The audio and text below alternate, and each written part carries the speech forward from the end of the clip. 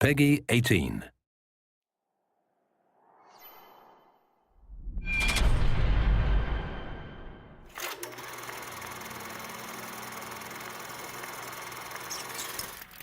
When you think about BioShock Infinite's characters, in BioShock 1, I think the biggest character in the world was actually the world of Rapture. And I think with Infinite, we're continuing that tradition as well, that there's a lot of narrative told in the world, and very much probably on the same scale as there was with BioShock 1.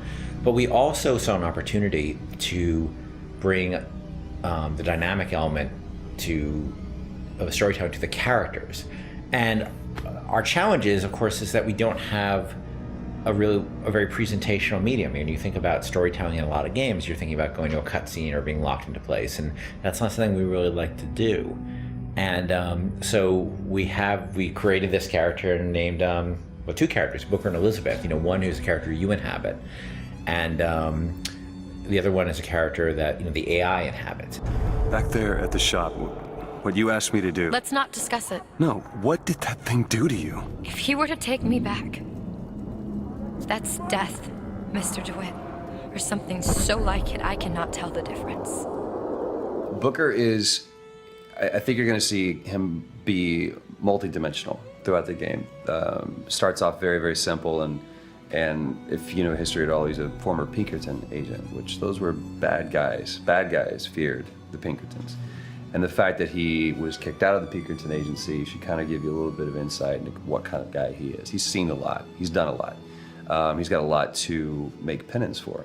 And when he's presented this opportunity, which at first is just a job to him, of getting Elizabeth out of her gilded cage and taking her from point A to point B, that's where I think his journey starts, not just in a literal sense, but more of a metaphorical sense as well.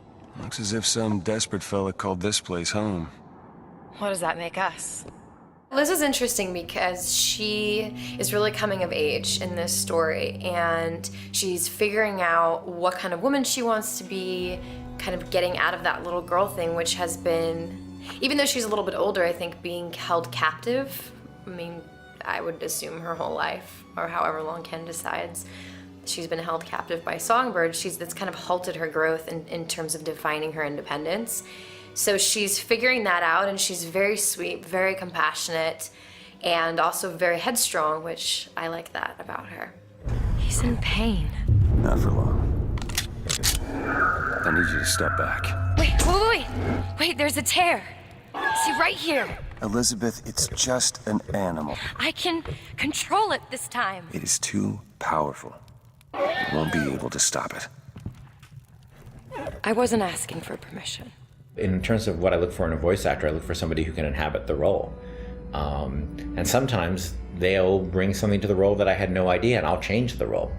With both of them, I think I saw people who sort of inhabited the basics of what I saw in the character, but they're also very good at taking direction. They're very good at responding to feedback, and that's what I mean more. That it's less direction and more feedback, because a lot of times I don't even know what I want, and I'm just sort of saying, let's try in this area, and they're very open to that, and they're really generous in the process, and that's been incredibly helpful.